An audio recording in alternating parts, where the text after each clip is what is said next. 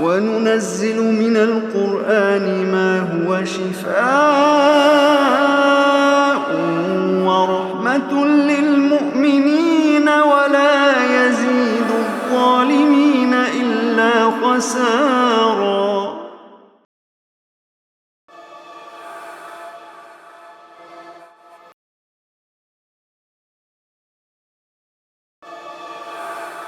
سورۃ المائدہ کا آغاز ہے۔ یہ قرآن مجید کی نزولی اعتبار سے آخری صورتوں میں سے، اور اس میں جو احکام آئے ہیں بالکل فائنل احکامات ہیں۔ اس لیے اللہ کے رسول صلی اللہ علیہ وسلم نے فرمایا علموا رجالکم سورۃ المائدہ، اپنے مردوں کو سورہ مائدہ سکھایا کرو،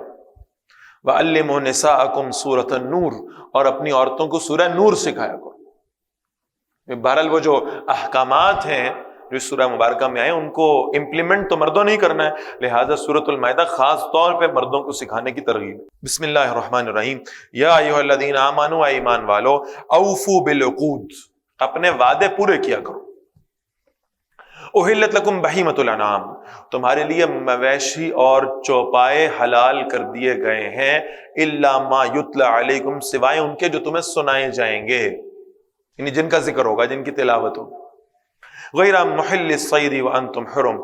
تم نہ سمجھنے والے ہو شکار کو حلال جبکہ تم حالت احرام میں ہو، احرام کی حالت میں شکار کرنا جائز نہیں ہے۔ ان اللہ یحکم ما یرید، بے شک اللہ حکم دیتا ہے جو چاہتا ہے۔ یا ایھا الذین آمنوا، ایمان والو، لا تحلوا شعائر اللہ، اللہ کی نشانیوں کی بے حرمتی نہ کیا کرو، اللہ کے احکامات کا مذاق نہ اڑایا کرو۔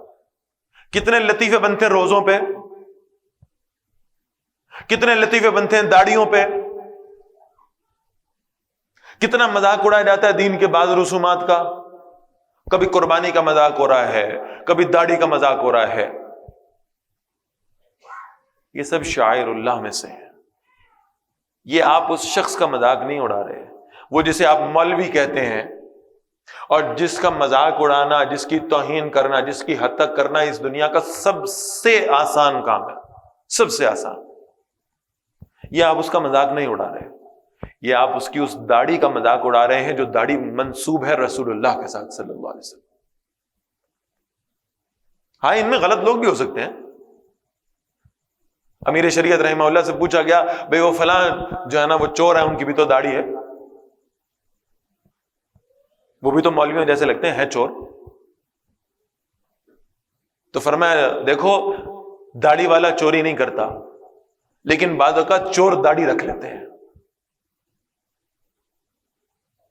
تو بہرحال ایمان والوں کا مذاق اڑانا، ان کے شاعر کا مذاق اڑانا، یہ اللہ کے ہاں پسندیدہ نہیں ہے۔ فرمایا لا تحلوا شعائر اللہ، اللہ کی نشانیوں کی بے حرمتی نہ کرو، ولا الشہر الحرام، اور نہ ہی حرمت والے مہینے کی، ولا الہدی، اور نہ ہی حرم میں قربان ہونے والے جانوروں کی، ولا القلائد، اور نہ ہی ان جانوروں کی جن کے گلوں میں پٹے بندھے ہوئے ہوں، یعنی وہ نشانی ہے کہ یہ قربانی کے جانور ہیں۔ ولا عامین البیت الحرام، اور نہ ہی اس محترم گھر کا یعنی بیت اللہ کا ارادہ کرنے والوں کی، یبتغون فضلا من ربہم ورضوانا، وہ اپنے رب سے فضل اور اس کی خوشنودی طلب کرتے ہیں۔ وَإِذَا حَلَلْتُمْ فَاصْطَادُوا، اور جب تمہیں حرام کھول دو تو شکار کرو۔ وَلَا يَجْرِمَنَّكُمْ شَنَآنُ قَوْمٍ، اور تمہیں کسی قوم کی دشمنی اس بات پہ نہ اکسائے، أَن صَدُّوكُمْ عَنِ الْمَسْجِدِ الْحَرَامِ، کہ انہوں نے تمہیں روکا مسجد حرام میں جانے سے، أَن تَعْتَدُوا، کہ تم زیادتی کرو، وَتَعَاوَنُوا عَلَى الْبِرِّ وَالتَّقْوَى، اور باہم تعاون کیا کرو نیکی اور تقوی کے کام میں، وَلَا تَعَاوَنُوا عَلَى الْإِثْمِ وَالْعُدْوَانِ، اور باہم تعاون نہ کیا کرو گناہ اور زیادتی کے کام میں۔ کوئی نیکی کا کام کرنے جا رہا ہے، آگے بڑھ چڑھ کے اس کا ساتھ دو، اس عصبیت سے نکل کر کے اس کا تعلق کس جماعت سے ہے، کس گروہ سے ہے، کس مسلک سے ہے، بھائی دین کا کام کر رہا ہے نا، نیکی کا کام کر رہا ہے نا، اور کچھ نہیں تو اخلاقی حمایت تو کر دو، اور گناہ اور زیادتی کے کاموں میں کبھی شریک نہ بنا کرو۔ واتقوا اللہ، اللہ کی نافرمانی سے بچو، ان اللہ شدید العقاب، بے شک اللہ سخت سزا دینے والا ہے۔ حرمت علیکم المیتہ، بے شک تم پر مردار حرام کر دیے گئے، والدم، اور خون بھی، ولحم الخنزیر، اور خنزیر کا گوشت بھی، وما احل لغیر اللہ بہ، اور ہر وہ شے تم پر حرام ہے جس پر اللہ کے سوا کسی اور کا نام پکارا جائے۔ والمنخنقہ، اور گلا گھٹنے سے مرنے والا جانور حرام ہے۔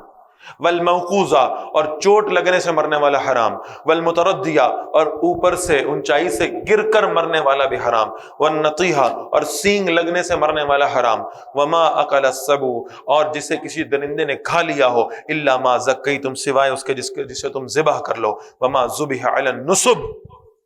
اور وہ جو نصب پر آستانوں پر ذبح کیا گیا۔ یہ مشرکین مکہ نے ایک نیا ٹرینڈ چلایا تھا۔ بیت اللہ چونکہ حرم تھا، حرم کی حدود میں وہ خون نہیں بہاتے تھے،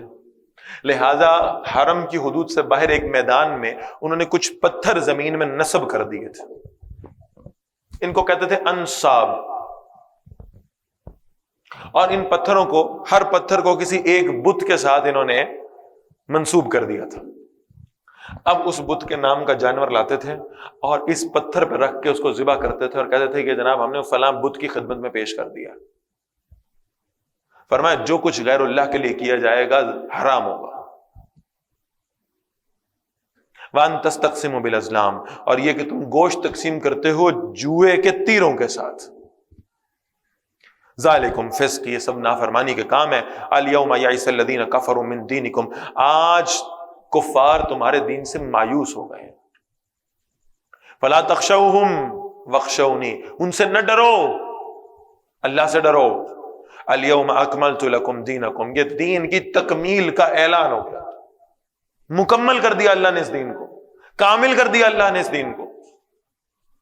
الیوم اکملت لکم دینکم، آج کے دن میں نے تمہارے لیے تمہارا دین مکمل کر دیا ہے۔ وَأَتْمَمْتُ عَلَيْكُمْ نِعْمَتِي، تم پر اپنی نعمت کو پورا فرما دیا، یہ دین مکمل ہے، کامل ہے، پرفیکٹ ہے۔ جیسے جیسے دور گزرتا جائے گا، جیسے جیسے نئے مسائل سامنے آتے جائیں گے، اس دین کے اندر مزید بہتری کی گنجائش باقی رہے گی، بنیادیں وہی ہوں گی جو اللہ اور اللہ کے رسول نے طے کی ہیں صلی اللہ علیہ وسلم،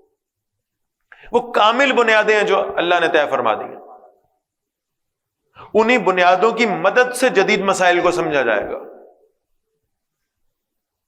وَرَضِيتُ لَكُمُ الْإِسْلَامَ دِينًا، اور ہم نے تمہارے لیے اسلام کو بطور دین پسند کر لیا ہے۔ فَمَنِ اضْطُرَّ فِي مَخْمَصَةٍ، پھر جو بھوک سے لاچار کر دیا گیا، غَيْرَ مُتَجَانِفٍ لِلْإِثْمِ، اور وہ گناہ کی طرف مائل ہونے والا نہ ہو، فَإِنَّ اللَّهَ غَفُورٌ رَحِيمٌ، تو بے شک اللہ بہت بخشنے والا، ہمیشہ رحم فرمانے والا۔ یعنی اس حالت میں،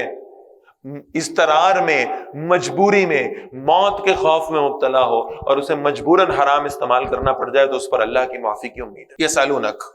اے نبی صلی اللہ علیہ وسلم وہ آپ سے سوال کرتے ہیں، ماذا احل لہم، ان کے لیے کیا حلال کیا گیا ہے؟ قل احل لکم الطیبات، فرمائیے تمہارے لیے پاکیزہ چیزیں حلال کی گئی ہیں، وما علمتم من الجوارح، اور وہ تم درندوں کو جو سکھاتے ہو،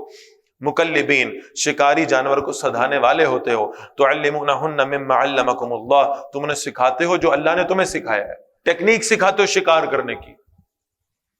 فَكُلُوا مِمَّا أَمْسَكْنَا عَلَيْكُمْ، تو وہ جو تمہارے لیے پکڑ کے رکھے اس میں سے تم کھا سکتے ہو۔ وَاذْكُرُوا اسْمَ اللَّهِ عَلَيْهِ، اور اللہ کے نام کا اس پر ذکر کرو۔ وَاتَّقُوا اللَّهَ، اور اللہ کی نافرمانی سے بچو۔ إِنَّ اللَّهَ سَرِيعُ الْحِسَابِ، بے شک اللہ بہت جلد حساب لینے والا ہے۔ الْيَوْمَ أُحِلَّ لَكُمُ الطَّيِّبَاتُ، آج کے دن تمہارے لیے پاکیزہ چیزیں حلال کر دی گئی۔ وَطَعَامُ الَّذِينَ أُوتُوا الْكِتَابَ حِلٌّ لَكُمْ، اور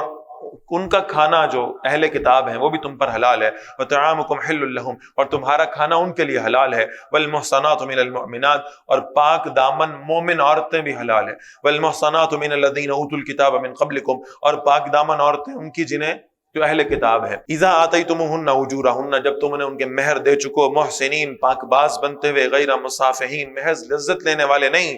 ولا متخذی اخدان، اور نہ ہی چھپی ہوئی دوستیاں کرنے والے۔ وَمَن يَكْفُرْ بِالْإِيمَانِ، اور جس نے ایمان کی روش پر چلنے سے انکار کیا، فَقَدْ حَبِطَ عَمَلُهُ، تو یقیناً اس کا عمل ضائع ہو گیا۔ وَهُوَ فِي الْآخِرَةِ مِنَ الْخَاسِرِينَ، اور آخرت میں وہ خسارہ پانے والوں میں سے ہوگا۔ یا ایھا الذین آمنوا، ایمان والو،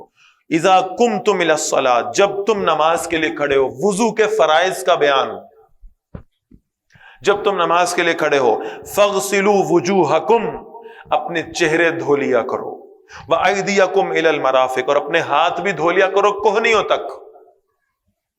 وَامْسَحُوا بِرُؤُوسِكُمْ، اور اپنے سروں کا مسح کر لیا کرو، وَأَرْجُلَكُمْ إِلَى الْكَعْبَيْنِ، اور اپنے پاؤں بھی ٹخنوں تک دھویا کرو، وَإِن كُنتُمْ جُنُبًا، اور اگر تم ناپاکی کی حالت میں ہو، فَطَّهَّرُوا، پھر خوب طہارت حاصل کرو،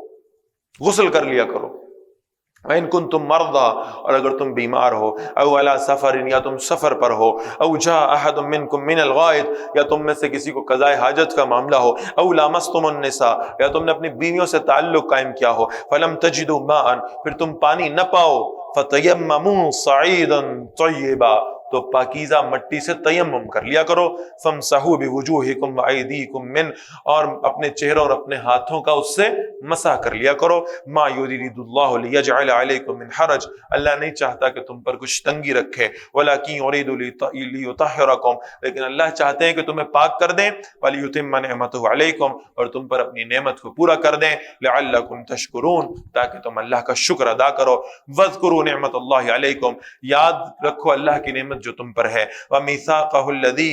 واثقکم بہ اور اس کے اس عہد کو جس کا اس نے تمہیں پابند کر دیا ہے اذ قلتم سمعنا واطعنا جب تم نے کہا تھا ہم نے سنا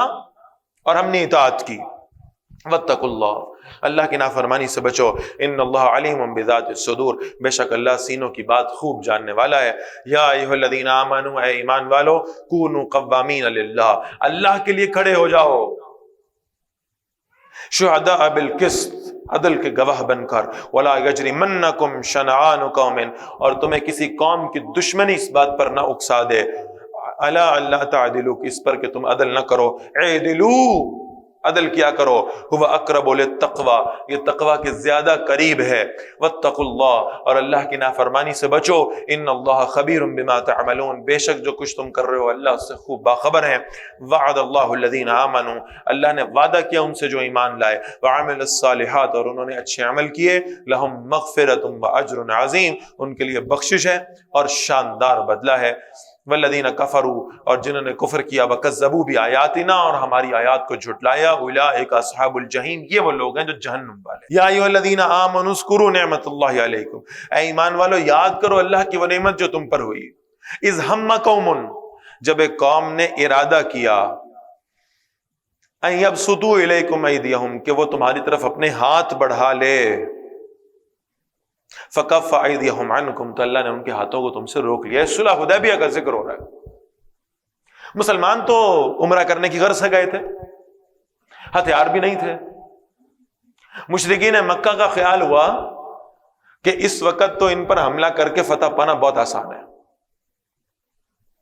لیکن اگر خود حملہ کرتے خود پہل کرتے تو پورے عرب میں بدنامی ہوتی کہ لوگ عمرہ کرنے آئے تھے احرام پہن کر آئے تھے تم نے ان پر حملہ کر کے ان کا خون بہایا ہے لہذا ان کی پوری کوشش تھی کہ مسلمانوں میں سے بس صرف ایک دفعہ پہل ہو جائے پھر ہمیں دلیل مل جائے گی پھر ہمیں وجہ مل جائے گی کہ ہم تو بھائی دفاع کر رہے تھے تو اللہ فرما رہے ہیں اس وقت تمہارے پہ حملے کا ارادہ رکھتے تھے اللہ نے ان کے ہاتھوں کو تم سے روک دیا واتقوا اللہ اللہ کی نافرمانی سے بچو وعلی اللہ فلیتوکل المؤمنون اور ایمان والوں کو چاہیے اللہ ہی پر بھروسہ کیا کریں